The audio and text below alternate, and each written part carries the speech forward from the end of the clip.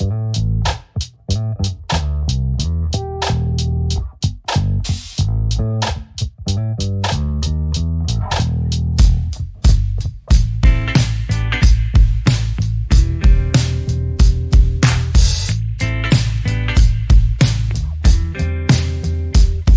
amor llena todo mi interior. Por tu perdón, hoy yo tengo salvación. Solo quiero tu voluntad. Estás en primer lugar. Solo quiero tu voluntad. Estás en primer lugar. Tu amor llena todo mi interior. Por tu perdón, hoy yo tengo salvación. Solo quiero tu voluntad. Estás en primer hermanos, lugar. el libro que les voy a Solo quiero tu compartir, como les digo, voluntad. se trata de Filemón. Estás en primer Filemón lugar. tiene algo particular que simplemente tiene un capítulo, ¿no? Un capítulo del cual lo vamos a analizar, pero antes de sumergirnos en las escrituras, les voy a dar un breve resumen de lo que se trata, ¿no? El libro de Filemón narra acerca de la historia de dos personajes. Uno es Filemón y el otro era su esclavo, Onésimo. Esto se desarrolla en lo que es la antigua Roma. Algo particular de esto es que Filemón era un comerciante, una persona muy acaudalada, tenía bastante dinero, mientras que Onésimo era todo lo contrario, era un esclavo y por ende tenía que estar sumiso a lo que Filemón decía o hacía. Ahora, ¿cómo es que eran vistos los esclavos en la antigua Roma? Para comenzar, les voy a dar un dato interesante. En la antigua Roma había una población de 120 millones de pobladores, de los cuales el 50% de esta población eran esclavos. O sea, imagínense, la mitad de la población romana era esclavo y la otra población eran amos. ¿Ok? ¿Y qué es lo que sucedía si un esclavo se rebelaba, no hacía caso o huía de su amo? Habían, en este caso, tres castigos, dependiendo de la gravedad. El primero, y el más leve, por así decirlo, era el ser azotado. Si es que eras esclavo en la antigua Roma y por ahí desobedecías a tu amo, te azotaban, ¿no? Ya la otra marca de castigo era ser marcado como una res en la frente. Con un fierro bien caliente te marcaban en la frente para dar conocimiento a todos que tú eras esclavo de tal persona. Y la última era ya la más nefasta, que era que te maten, ¿no? Te daban a muerte. El esclavo en la antigua Roma era tratado como un objeto. Prácticamente no valía nada, se podría decir.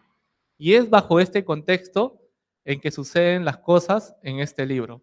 Vamos a comenzar la lectura, hermanos. Filemón comienza diciendo de la siguiente manera: Pablo, prisionero de Jesucristo, y el hermano Timoteo, al amado Filemón, colaborador nuestro, y a la amada hermana Apia, y a Arquipo, nuestro compañero de milicia, y a la iglesia que está en tu casa, gracia y paz a vosotros de nuestro Padre y del Señor Jesucristo. Como podemos ver, los tres primeros versos se tratan de un saludo de Pablo hacia lo que es la familia de Filemón. En este caso, Pablo consideraba a Filemón muchísimo, a tal punto que lo considera como alguien amado para él. Otro dato particular que podemos tomar en esto es que también saludan a Apia y Arquipo, que según los historiadores se dice de que Apia era lo que es la esposa de lo que es Filemón y Arquipo vendría a ser su hijo. Otro dato particular es que a Arquipo lo nombra como compañero de milicia. Recuerden de que epístolas anteriores Pablo mencionaba que nosotros somos soldados de Cristo. No vayan a pensar en este caso de que cuando se refiere a compañero de milicia es que Arquipo era militar. No, sino es un parafraseo de que el hermano era un soldado en Cristo, ¿no? Que ayudaba. Otro dato muy interesante es que la iglesia en esa zona, que era Colosas, se desarrollaba en la casa de Filemón. O sea, Filemón, a pesar de ser una persona muy acaudalada, daba su casa para que se hagan los cultos, las reuniones y las congregaciones en ahí. Y bueno, la última parte dice gracia y paz a vosotros de nuestro Padre y del Señor Jesucristo. Esto era un saludo, se podría decir, metódico, ¿no? Que siempre se hacía en todas las epístolas. Debemos recordar también en este caso de que Filemón no era judío, Filemón era griego. Era griego y era comerciante. Y esto le llevó a tener, en este caso, mucho dinero y por ende a tener esclavos bajo sus órdenes. Leamos los siguientes versos. Dicen, doy gracias a mi Dios, haciendo siempre memoria de ti en mis oraciones, porque oigo del amor de la fe que tienes hacia el Señor Jesús y para con todos los santos, para que la participación de tu fe sea eficaz en el conocimiento de todo, en el conocimiento de todo el bien que está por vosotros en Cristo Jesús, pues tenemos gran gozo y consolación en tu amor, porque por ti, oh hermano, han sido confortados los corazones de los santos. En estos versos podemos ver cuál es el testimonio de Filemón. Pablo nos habla de un testimonio muy, pero muy bueno acerca de Filemón, a tal punto de que Filemón siempre estaba en las oraciones de Pablo, porque acá lo menciona. Esto quiere decir que Filemón era amigo o considerado uno de sus amigos de Pablo. Este oraba por él y para Pablo Filemón era muy importante. Se puede decir que básicamente la vida de Filemón era un testimonio total de fe constante. Él demostraba su amor a sus hermanos en Cristo.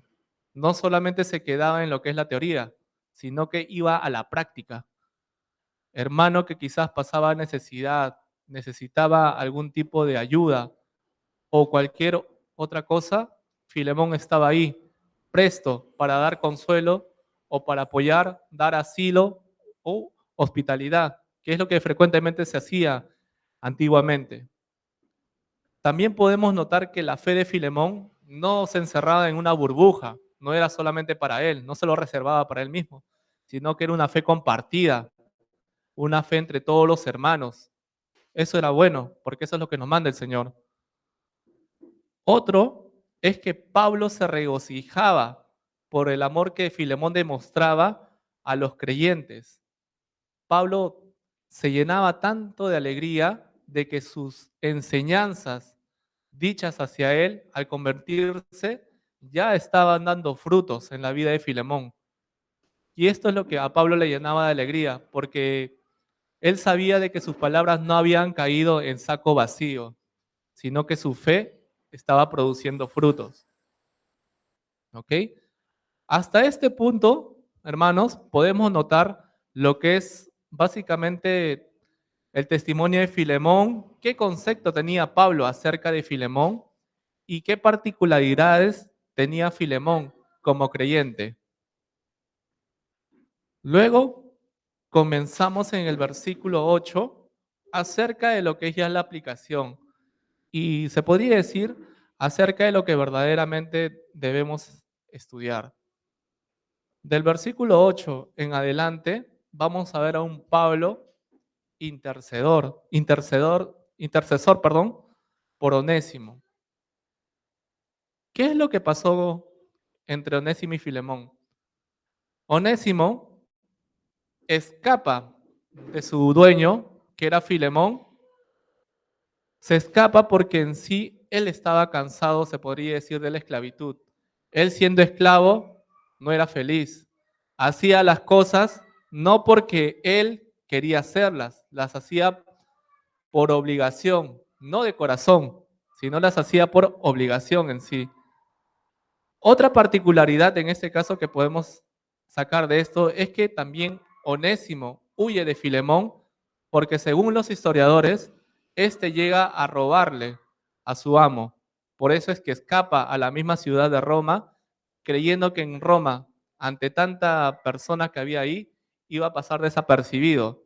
Pero no contaba de que Pablo en esa ciudad lo iba a encontrar, bueno, al revés, ¿no? Onésimo iba a encontrar a Pablo encadenado ya en prisiones y se sorprende, porque a pesar de que Pablo está en esas circunstancias ya lleno de años, anciano, encadenado, en condiciones paupérrimas, se podría decir que Pablo estaba en la peor cárcel, en la peor condición que en ese momento se podía dar, pero lo ven lleno y gozoso de enseñar la palabra de Dios, la palabra de nuestro Señor. Y él se hace la siguiente pregunta, ¿no? Este hombre, estando preso, es libre, mientras que yo, creyendo haberme escapado de la esclavitud, siendo ahora libre, sigo siendo un esclavo. Ahí es donde viene la paradoja.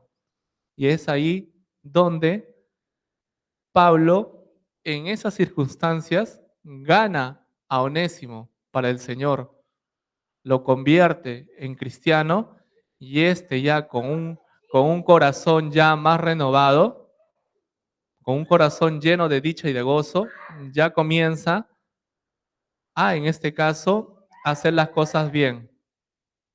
Vamos a leer los versículos 8 en adelante.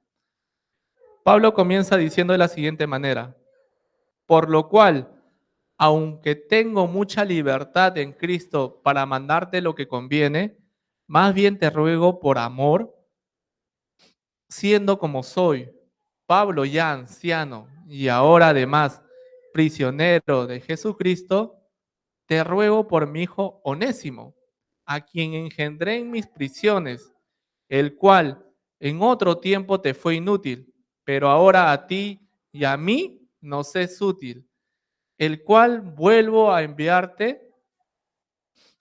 Tú, pues, recíbele como a mí mismo.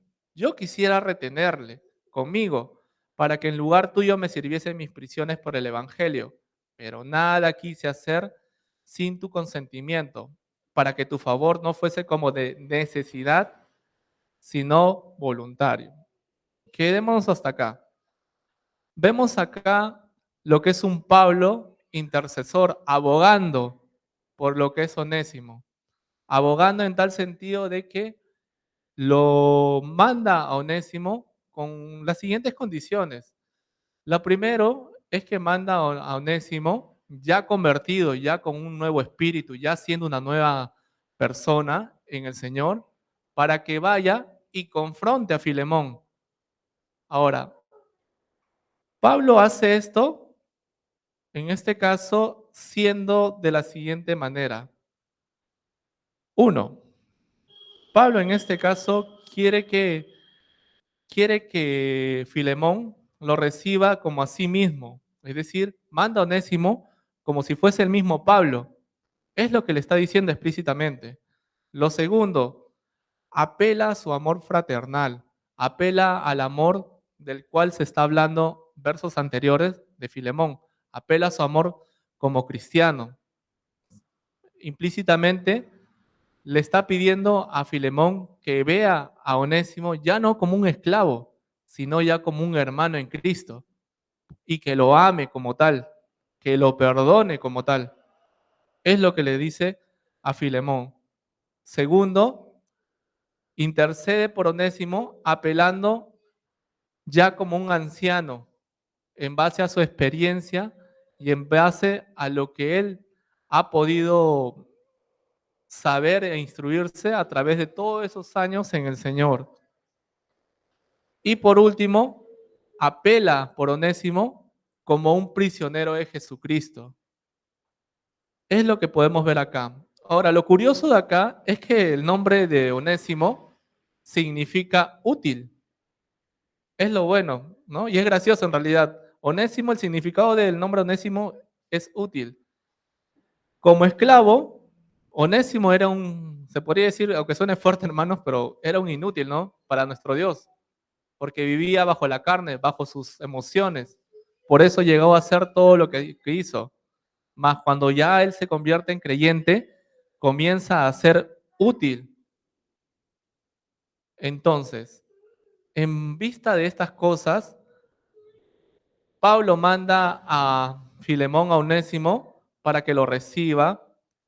Le pide explícitamente que ya no lo vea como un esclavo, sino como un hermano tanto de sangre como de espíritu. Es decir, que lo vea como si fuera su hermano propio de carne, pero más que eso, que lo vea como un hermano en Cristo y que por ende lo perdone. Ahora, ustedes, hermanos, tienen que ponerse a pensar de la siguiente manera. ¿Cuál era la finalidad de mandar a Onésimo a Filemón? Porque Pablo tranquilamente lo podía haber retenido ahí para que él lo sirviese. Y bueno, ahí quedaba, ¿no? Simplemente bastaba con que Pablo mandase lo que es una carta diciendo, ¿sabes qué? Tu esclavo está acá conmigo, ya es creyente, ya es un nuevo convertido, y bueno, te pido que se quede acá conmigo. Pero ¿cuál era la finalidad de que Pablo mandase a Onésimo con Filemón y le pidiese todas estas cosas a Filemón? Se ponen a pensar cuál era la finalidad. Lo primero era poner a prueba la fe de ambos, tanto la fe de Filemón como la fe de Onésimo. Poner la prueba de Onésimo, a la prueba de la fe a Onésimo de la siguiente manera: era de que él se ponga en regla y haga lo correcto como creyente, ya que Dios nos manda a hacer las cosas de acuerdo a su ley y de acuerdo a su palabra. Por ende, tenía que ir y pedir perdón a su amo, sin esperar, claro está, que éste lo perdonase, pero él tenía que hacerlo, tenía que pedir perdón. Y la otra parte era que Filemón aplicara todo lo que Pablo le había enseñado en desarrollar el perdón hacia su esclavo. No era fácil, hermanos. No era fácil porque estamos hablando de un esclavo que le robó y que huyó. Es como si una persona tú le brindas una hospitalidad, ¿no? Lo acoges en tu casa, lo tienes ahí, pero te das cuenta que después de un momento tú vas, sales a la calle, él aprovecha, te roba todo lo que tiene, huye y luego vuelve a ti después de un tiempo diciendo que se ha convertido en el Señor. No creo que para uno o para cualquier persona sea tan sencillo perdonar a esa persona que te ha hecho mal. Pero esto es básicamente lo que Pablo quiere que Filemón haga. Quiere que entienda de que el cristianismo o estar en el Señor no se basa simplemente en lo que es la teoría, sino se basa en lo que es la práctica. ¿De qué vale tener tanto conocimiento en nuestra cabeza y en nuestro cerebro si a la hora de la prueba, hermanos, no aplicamos lo que dice la palabra de Dios? No sirve, porque tú podrás haberte leído toda la Biblia, saber la Biblia de la A a la Z, pero si no vives conforme a la palabra de Dios, ¿de qué nos sirve? ¿De qué nos vale? No sirve de nada, hermanos. Y esto es justamente lo que Pablo quiere que Filemón entienda. Las escrituras no nos dicen explícitamente si es que Onésimo vuelve a Pablo, ¿no? Pero en vista del testimonio que Filemón tenía y del concepto que Pablo tenía de Filemón, podemos creer o tener fe de que sí hubo ese acto de perdón, tanto de Filemón hacia su esclavo y de Onésimo hacia su amo. Sigamos leyendo, hermanos. Dice así: porque quizás para esto se apartó de ti por algún tiempo, para que le recibieses para siempre, no ya como esclavo, sino como más que esclavo, como hermano amado, mayormente para mí, pero cuanto más para ti, tanto en la carne como en el Señor. Acá podemos ver, como les indicaba, de que Pablo desea que reciban a Onésimo como un hermano, como si fuese tu hermano de sangre. Y más que eso, que lo recibas ya como un hermano de la fe en el Señor, en que ambos compartan una sola fe y pongan manos a la obra. Eso es lo que Pablo desea. Además, ¿qué dice? Y acá viene lo más hermoso. Así que si me tienes por compañero, recíbele como a mí mismo. Y si en algo te dañó o te debe, ponlo a mi cuenta. Wow, esto me sorprende bastante porque Pablo le pide explícitamente a Filemón que lo reciba como si fuese el mismo Pablo. Y si en algo Onésimo ha sustraído o ha hecho daño, Pablo le indica prestamente de que él se compromete a resarcirle cualquier daño que éste le haya hecho. La verdad que esto a mí me impactó bastante porque me hizo recordar lo que sucede, ¿no? Lo que sucedió con nosotros, con el Señor Jesucristo. Esto es se podría decir una paradoja o una figura de lo que hizo nuestro Señor para con nosotros, ¿no? Nuestro Señor Jesús abogando con el Padre por nuestros pecados, nosotros como pecadores, siendo indignos, pero suplicándole a nuestro Padre Dios por nosotros, de que a pesar de que no somos dignos, Él, con su sacrificio, iba a pagar toda la deuda que nosotros teníamos para con Dios. Es una figura de Jesucristo esto de acá, lo que hace Pablo. Y es lo que pude yo haber entendido realmente, hermanos. Imagínense, nosotros seres indignos, sin ningún tipo de esperanza, siendo representados por el máximo Hijo de Dios, quien fue a la cruz, pagó nuestros pecados y gracias a eso ahora somos merecedores de su gracia. Es lo más hermoso que pude leer de acá y de lo que dice Pablo en sí. Es más, sigamos leyendo, dice, sí, hermano, tenga yo algún provecho de ti en el Señor, conforta mi corazón en el Señor. Te he escrito confiando en tu obediencia, sabiendo que harás aún más de lo que te digo. Prepárame también alojamiento porque espero por vuestras oraciones os seré concedido. Como pueden ver ustedes acá, Pablo le indica de que en sí él está esperanzado de que Filemón va a cumplir con lo que Pablo le está solicitando. Uno, por el testimonio que venía demostrando Filemón hacia otros cristianos.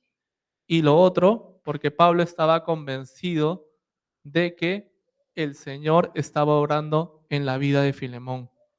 Es más, Pablo tenía la esperanza de poder llegar a la casa de Filemón y hospedarse ahí. Él tenía la convicción o tenía la esperanza de salir de las prisiones en Roma para volver con Filemón y ver, ¿no?, el trabajo en conjunto de Filemón con Onésimo. Pero sabemos que esto no pasó, ¿no? Por la voluntad de Dios. Para terminar, dice de la siguiente manera: te saludan Epafras, mi compañero de prisiones por Cristo Jesús, Marcos, Aristarco, Demas y Lucas, mis colaboradores. La gracia de nuestro Señor Jesucristo sea con vuestro espíritu. Amén. Bueno, esto es saludo de despedida, una despedida, perdón, donde menciona a quienes están con él en prisión y quiénes son sus colaboradores en ese momento. Entonces, hermanos, lo que yo pude entender y quiero que también ustedes puedan tener en consideración es que la vida de un cristiano no se basa en cuánto conocimiento tú puedas tener en Dios. La vida de un cristiano no se basa en tu conocimiento, en cuánto tú puedas saber de la Biblia o en cuánto tú puedas dominar lo que es la Biblia. La vida de un cristiano se basa en cuánto tú aplicas la palabra de Dios en tu día a día. En tu día a día, hermanos, vas a tener pruebas constantes, discrepancias con varias personas, con las cuales muchas te van a herir, muchas te van a decir cosas que quizás te duelan, personas extrañas, tu propia familia, tu propia familia también va a ir en contra tuyo, te puede herir, te puede decir cosas, pero tú como cristiano tienes que demostrar que estás en Dios, estás con nuestro Señor y aplicar lo que es el perdón para cada una de ellas. Porque si nosotros no hacemos estos, ¿qué clase de cristianos somos? Seríamos, disculpen la palabra, cristianos mediocres. Cristianos que verdaderamente no entendemos el verdadero concepto del sacrificio de nuestro Señor. No entendemos cuánto amor Él derramó en esa cruz para que nosotros podamos ser salvos y podamos ser actos para la presencia ante Él. Por eso, hermanos, yo los animo, y de verdad se los digo de corazón, a que si alguna persona le ofende, le dice algo, eres un tal por cual, tú eres un cristiano loco, pero como muchas veces lo he oído, ¿no? No se desanimen, no se encolaricen. Al contrario, lo mejor que pueden hacer por estas personas es, primero, perdonarlos y segundo, orar mucho por ellos. Porque sabe Dios que quizás de manera indirecta, tú con tu testimonio, estás siendo de gran impacto en la vida de esa persona, porque ven algo en ti diferente y por eso te dice esas palabras. Eso es lo que les tenía por compartir, hermanos, en esta noche. Espero hayan podido haber entendido. Gracias, hermanos.